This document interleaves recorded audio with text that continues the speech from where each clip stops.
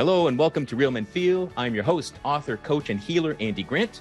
Real Men Feel is here to remind men that they are human beings, imagine that, and have the right, the desire, the need to own and express all of their emotions. You can learn more about how I help people do that at theandygrant.com. My guest today is Dan Maigler.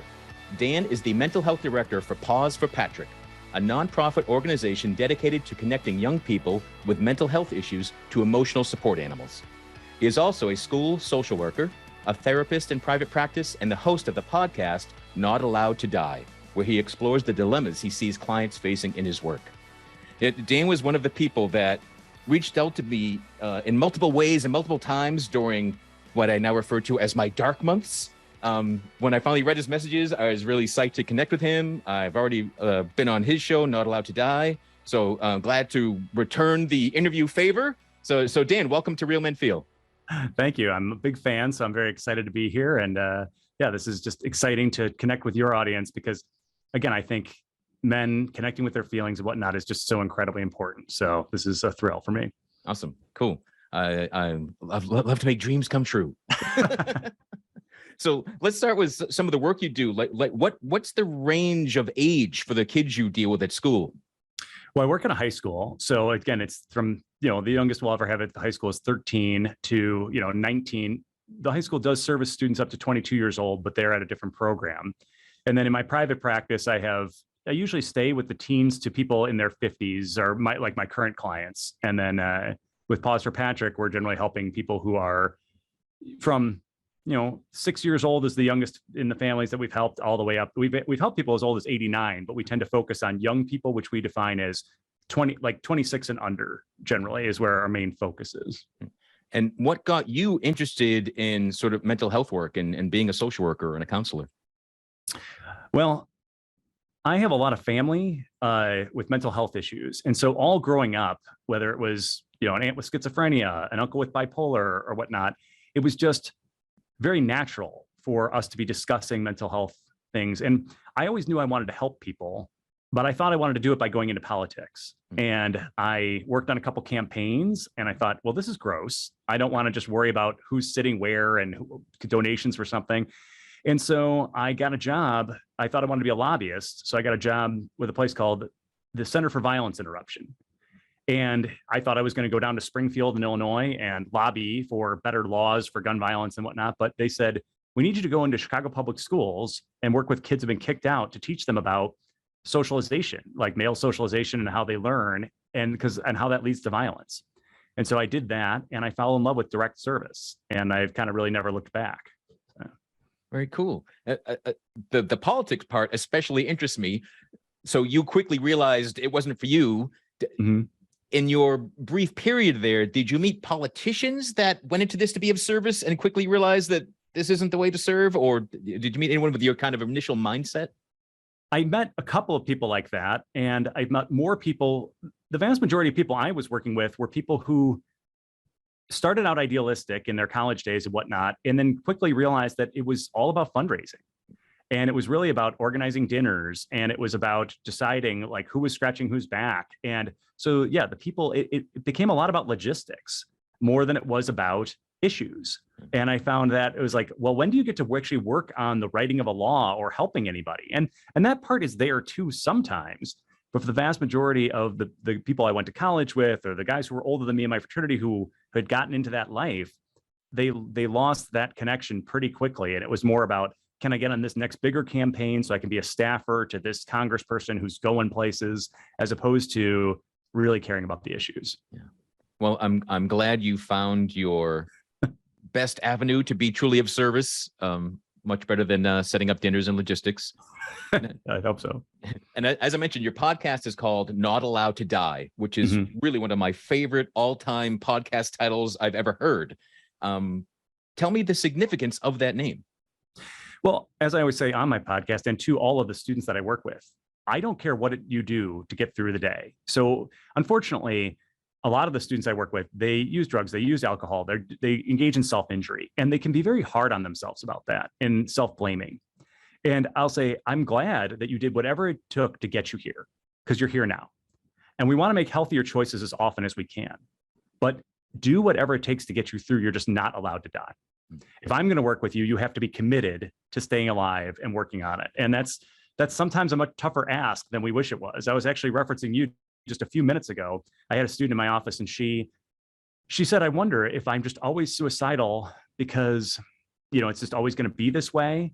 And if it's my chemicals or if it's whichever else. And, in her family, she's got a huge family history of mental health all over the place. And, her parents are going through a divorce, and her younger brother is transgender, and there's just a lot of stress in the family and things like that. But she is incredible. And I said, you may go through periods where it's better for 7 years and then things drop down again, but we can make it through that. We just have to, and that sometimes that suicidality is that it feels like an exit, like from the pain. It's not about wanting to be dead. It's about wanting to know that I'm not going to always be trapped with that pain. And referencing some of what you and I talked about, and just that it's not illogical, but we can give you better options. Right. And that's all we want to do. And that's what I focus on a lot of my day. Awesome. Well, it saddens me that your day is filled with needing to do that, but I'm also glad you're there to do that. Yeah, it's a job that we wish we could put ourselves out of business. But I think then I could go into just helping coach people to get a better job or something else like that. But have you had kids that can't make that commitment? Like, I don't want to be better. Like, I can't promise you that I will live through today. Well, when they do that, and that happens. And that's one of the primary questions we'll ask in a suicide risk evaluation. And it's say, can you contract for safety? Can you promise me you're going to be alive tomorrow?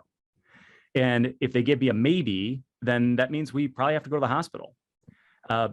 But I had another student earlier today who, again, she was having suicidal thoughts again. She's been hospitalized many times. And she's like, I don't want to necessarily be dead today, but I'm afraid I'm going to get back there. And in her case, it's more of a question of, I don't know if I want to keep trying. And so it's not, I'm going to do anything immediately, but I'm not sure this really feels worth it. And I say, again, and based on she's 15 years old, her limited life experience, if most of your life has been pain, why would she wants to believe me and all these other adults who keep saying it's going to get better, just hang on. But everything in her life experience is pushing against that. And so, yes, there are kids who will say, it just doesn't feel worth it. And I had another student who's not suicidal at all, but he was just saying that, again, today, he was just saying, like, he wishes his just like atoms would just fall apart and he would just have to stop trying to hold himself together. He doesn't want to bother his parents. He'll say, I don't want to waste your time. And I said, even if we're sitting in silence, you're never wasting my time. But he's just like, I just want to disintegrate. And he's not going to do anything. But yes, actively engaging in treatment and help feels pointless to him at this point. And that's tough to try to give, because again, I can't pour hope into their ear or whatnot. I can just reflect back that my belief in them and hope that does something for them. Right. It's so refreshing to hear that kids today can more openly talk about it. When I was 15, it was only in a mental hospital that I heard anybody else talk about suicide, which just made it seem like even just a crazier thought. Like, how dare I have this contemplation? So I'm glad that kids are comfortable enough to speak openly about it. And one thing I found in my life that no adult ever told me, my 20s were way better than my teens, and my 30s were better than my 20s, and my 40s were better than my 30s. And even with periods of depression and suicidal thinking in those decades as well. But I wouldn't want to go be in high school again. But my dad always told me that high school were the best years of your life.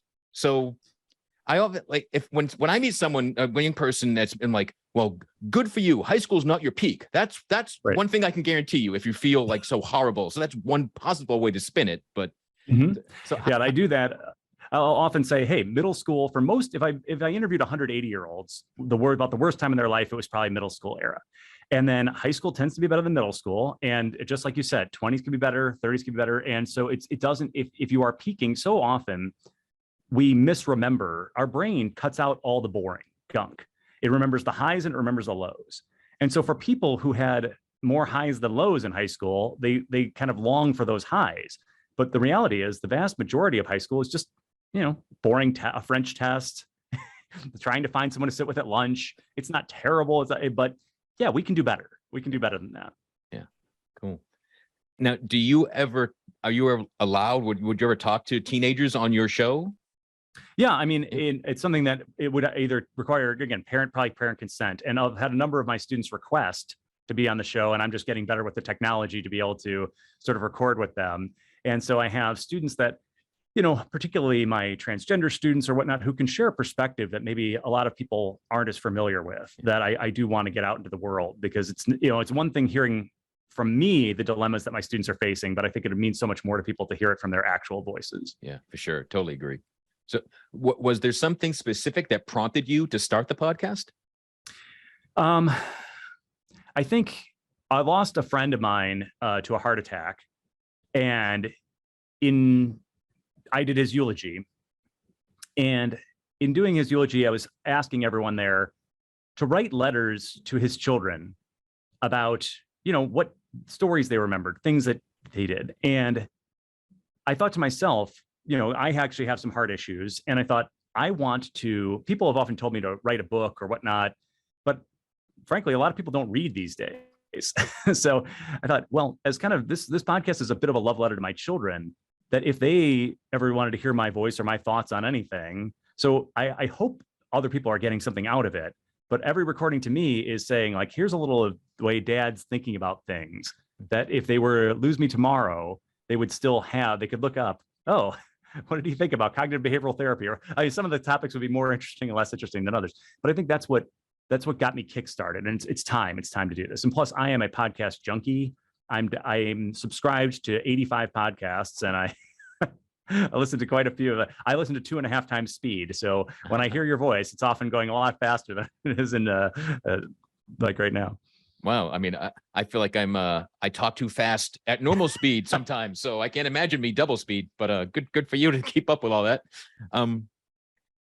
What age are your children right now? My older guy is 11, and he just had his first day of middle school orientation today. And then my younger guy is 7. You mentioned having a family history. Do you worry about what your lineage means for them? Absolutely. And I remember in my dating life, I was dating this girl who she had a diagnosis of bipolar disorder. And I remember part of the reason I thought, again, it wasn't the whole thing, but by breaking up is like, with my family history, with her genetics, that just seems like a bad, that a very risky investment. But yeah, I worry about every time my kids might be overly emotional about something. I worry, again, will they be next? I have, several nephews and nieces who've been hospitalized for being suicidal. I lost one of my nephews to suicide in January. So but I think the only advantage of having a family with this kind of history is I will get my kids, if they're showing things, like we already had my younger guy working with the school social worker, during his first grade year, just because, again, he has some really strong emotional reactions to things. And I think by normalizing that, hey, it's okay. When you sometimes my younger guy he'll just start crying and say, I'm sad and I don't know why. And I'll say, that's okay. You're just having too many, your emotions are coming faster right now than your words can come. And so normalizing that for him and saying, again, that it's okay not to be okay. And so planting that seed early on, and that it's okay to get help.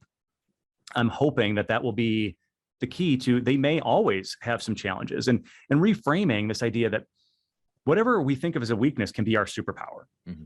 And that, my favorite superhero is Spider-Man. And one of Spider-Man's powers is spider sense. And in our day-to-day lives, anxiety is kind of like spider sense. It alerts you to things that could be potential dangers. Now, what we have to do with anxiety is we have to learn to ignore it when it's not a real danger. And I'm sure Spider-Man had to do that all the time. It's like, oh, that pizza delivery guy is not going to punch me in the back of the head. But in depression's superpower can be heightened empathy. And I went through a depressive period when I was in middle school. And I think that's also so much of what made me empathetic to friends, to family, to other people like that, to realize the incredible impact that adults had on my life when I was 13 years old, by just giving a little bit of belief and saying, like, hey, at that right time, when that person comes in and they show a belief in you, that can change the course of your life. So I hope for my kids, if they do have mental health challenges, we can eventually help them reframe them as something that makes you special and different, but not less than. Yeah. That notion of how powerful an adult believing in you is really true. Like, it just brought to mind. So I can still remember in the 5th grade, I was goofing off in gym class, doing something I wasn't supposed to, whatever it was. Mhm. And the teacher pulled me aside and just said, Andy, you're going to be a force of nature. Like you have this, you're charismatic and you don't even realize it. And your shoulders are really broad. You're going to be this big man. I know it, but if you goof off and don't pay attention, you're going to blow all that potential that you have. And I was like, what? Really?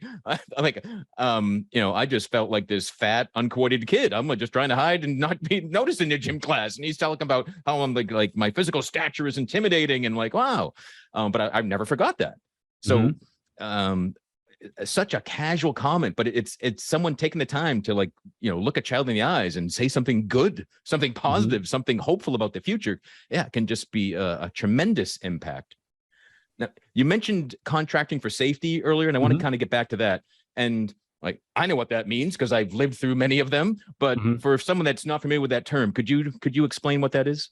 Sure. It's, again, for a mental health professional or whatnot, when we're assessing someone, we might say, again, can you promise me? It's a promise made by the client that they are going to be alive and that they're going to, sometimes when you're making a safety plan with someone, that who will you contact if things get worse or whatnot. And people who've never been through depression will often ask me, well, why wouldn't they just lie? Why wouldn't they just say? And often, as people get really depressed, they start to lose cognitive flexibility. So if they just can't think of other alternatives, and often they're so exhausted by the way they're feeling, that they won't bother to lie. And I have had multiple clients who have said, I was mid-suicide attempt, but I made myself throw up the pills. I made myself do whichever because I remember that promise that I made you. So we don't know exactly why it works. We do know, though, empirically that contracting for safety people tend to follow through on their promises. And it's when they are showing reservations on that is a gigantic red flag. So we're looking for things like when we're assessing risk, does a person have a plan? If they have a plan, is their plan realistic? How are they thinking about death and the afterlife? So we're taking all of those things into account. I remember I had one girl and I asked her, well, what do you think it's like to be dead? And her face just lit up with a glow of happiness. She's like, I'd be with my grandma again. And I said, oh no, this is, so we have to just taking all those factors into account of what is the entire suicidal risk here. But then when they make those contracts and then saying what do they need to help support that contract for safety? And when are we going to assess again? Because we never want to say, oh, well, okay, you're not suicidal, you're free to go and see you in a year. It means we have to keep assessing until those suicidal thoughts are not coming. So there are some kids I might literally make a contract for safety with every single day and say, okay, coming back in tomorrow until we're not having intrusive negative suicidal thoughts. Yeah. We talked about this in one of our earlier conversations, which was not a show. We actually just talk for the sake of talking. And I was always I would lie and manipulate with the best of them. But when someone said, can you promise me that you're safe? Can you promise me you're going to show up tomorrow, that you're going to live through today? I could say yes. And I meant it. And I always what sort of weirdo am I that the strongest commitment I'll make is only when I'm, at my lowest, I'll promise this guy I just met that I'll keep going. And I've had that. I would look back and oh, I really want to do something bad right now. And I promised that therapist that I'd stick around. All right. And so it's really cool to hear you explain it. And because, and I just thought, am I just bizarrely, have this weird, I'll be honest, at my lowest moments, or actually sometimes I thought, since this promise is so important, this is truly another sign that, I don't really want to die. And so again, I think it's that, especially an adult to a teenager or a child, someone else believing you that much and asking you to promise to stick around. There's such a power in that I never appreciated when I was on the other side of that. Well, and again, I'm very manipulative. But what I always say to the students is, I'm never going to manipulate with you with lies. I'm only going to manipulate you with truth. And I say, if you die, I love you. It's going to destroy me. But that's not the reason to stay alive. I don't want you to stay alive for your friends, for your mother, for me. I want you to stay alive because I really, truly believe your life is going to get better. But, we do ask manipulative questions sometimes, who would find your body? And, things like that are, that can stagger a person and take them home to the reality. They don't want to hurt other people. And of the hundreds of people I've worked with who've made suicide attempts, none of the people I've worked with who've made a suicide attempt really wanted to die. They just wanted the pain to stop. And so giving any other out for how that can happen, but this sounds crazy, but people are more, they would rather face death than face the shame of going and asking their family for help. And unfortunately, this is the truly tragic thing. Very frequently when we tell parents, your child is suicidal, like they didn't want to tell you that, though they're just doing it for attention. It's like, no one's doing that at that point for just attention. If they want attention that badly, there's something else really wrong there, because there should be a better way to break a window, do something else like that. Go, if that's the way they're trying to get attention, something's wrong with their system and their way of getting help. Yeah, I've always hated that phrase, because I'm like, well, then give them some attention. Right. That's an easy prescription to fill. Or the other one I always hated, talking about a suicide attempt. It's just, they're just asking. It's just a way they're asking for help. They're just looking for help and attention. And like every other way, in case if someone is in the ocean drowning and says help, you go in and help them. But if, like a suicide attempt, it was a cry for help. Oh, we can ignore it. It's just a cry for help. They didn't really want to die. I'm like, well, then all the more reason to help them. Well, a thing that people don't realize what a big deal it is something called a parasuicide attempt. And a parasuicide attempt is a suicide attempt that we know would not be lethal. So a person who they make a noose for themselves out of like dental floss or whatnot, or they are like just using a butter knife to kind of like slit along their wrists or doing things like that. Everyone knows that it's not likely to be lethal, but it's a very big deal and dangerous because they are rehearsing. Yeah. And when they're rehearsing that thing, and it means they're doing it with a plan in their mind, and this is like major danger sign. And so somebody seeing that or hearing that might think, oh, they're just doing that for attention. When in reality, like this is one of our last chances. We've got to move now to give this person more help when the parasuicide attempts are showing up. I can remember visiting a family with friends of my dad. I was in middle school, and the parents were making fun of their daughter because the night before she had attempted suicide via an overdose of aspirin. Mm-hmm. And they were openly mocking her for thinking that would do anything. And I wanted to punch them both in the face because about a month earlier, it was the first suicide attempt I remember. I had swallowed a whole bottle of aspirin because I thought you could OD on anything. I thought anything in the wrong amount or the right amount, depending how I wanted to look at it, would get me out of here. So yeah, I was horrified that they were doing that, and it's still I still want to go fight them, but I never met that family again. That was my only experience with them. It stuck with me for my entire life. But yeah, like everything counts, and I had lots of the practice, the rehearsing. I had the cut marks on my wrists that weren't really like, can I do this? Will I bleed yet? Is this knife sharp enough? I had all that sort of nonsense. So yeah, I mean, everything counts. Everything matters. Yeah.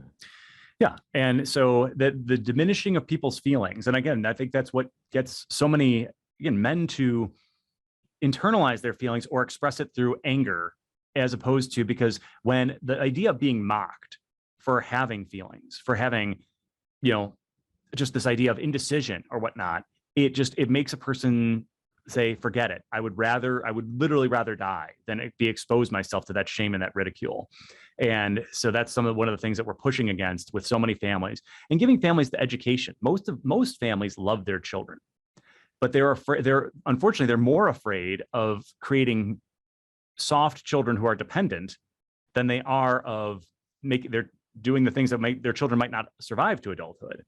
And so we have to say we're prepare the child for the path, not the path for the child. I'm never trying to say just coddle your children, but we do have to listen to them and say, are we on a sustainable path?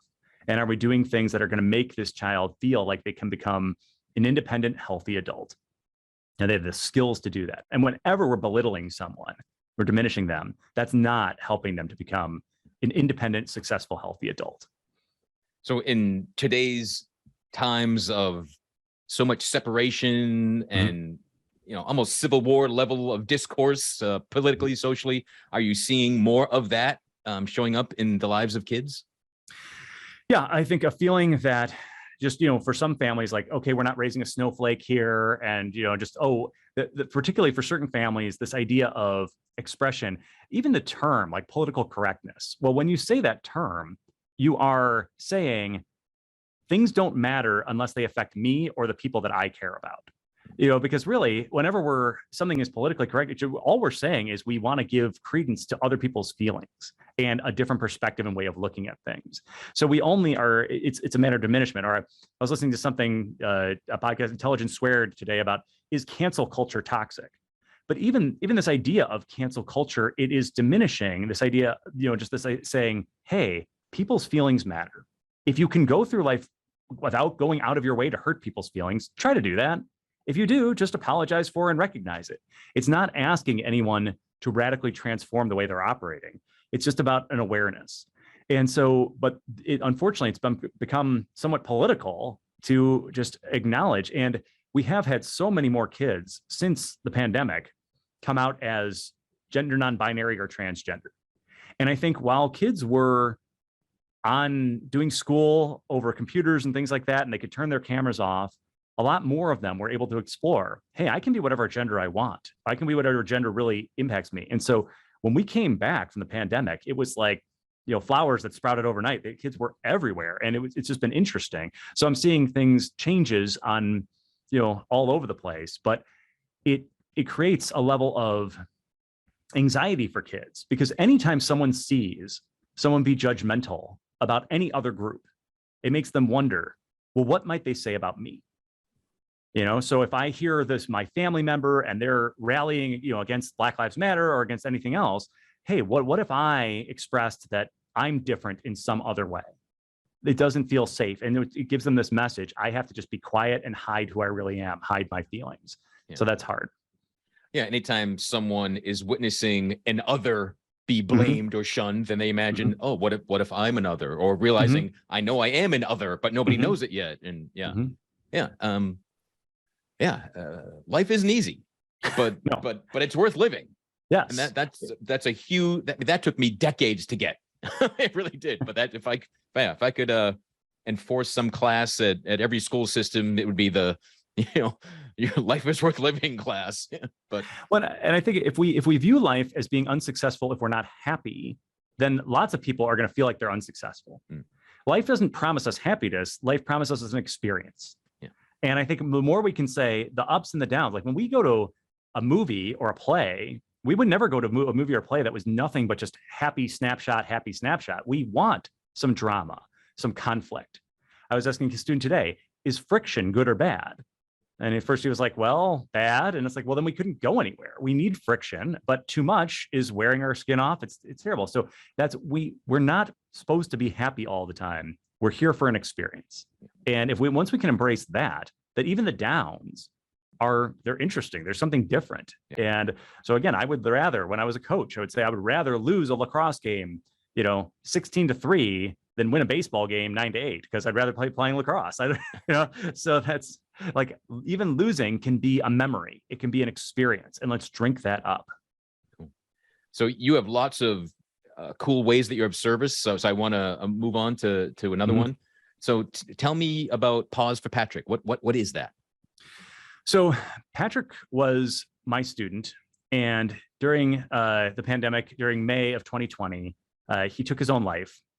And he and I had been very close, but he was one of those people for whom therapy really didn't work. He had a very hard time expressing himself in words.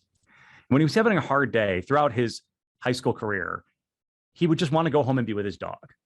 And that was all he wanted. And his parents, they tried everything. They tried therapy. They tried medication. They sent him to a therapeutic school. They even sent him to a wilderness program. And, so they loved him. But again, the pain that he was feeling inside, he just could not express. So when he died, there was a GoFundMe that was made for the family. And the family said, this is nice, but we don't really need this money.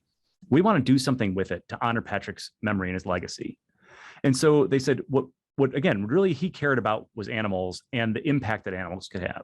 So Paws for Patrick is an organization that's dedicated to bringing the love of animals to the people who need it the most. And so we do that in two ways. We help people who have mental health disorders get emotional support animals. And we also have a team of therapy dog handlers who bring therapy dogs to they'll bring them to schools or hospitals. So for people who can't have animals at all, they can have contact with animals. So there was, unfortunately, in Highland Park, Illinois, there was a shooting at the July 4th parade. So we brought therapy dogs to where the people were, you know, in the days and weeks after, we brought therapy dogs to just be with people so they could pet them and, you know, decompress and whatnot. So my role is the mental health advisor. So when a person contacts Paws for Patrick, they get assigned a wish granter who will be sort of their case manager.